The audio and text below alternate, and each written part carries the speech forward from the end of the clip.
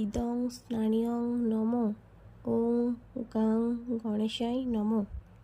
আজ হচ্ছে গণেশ চতুর্থী, তো সকলকে গণেশ চতুর্থীর শুভেচ্ছা ও অনেক ভালোবাসা জানিয়ে ব্লগটা আজকে শুরু করলাম। আসতে বলো আমি আসছি।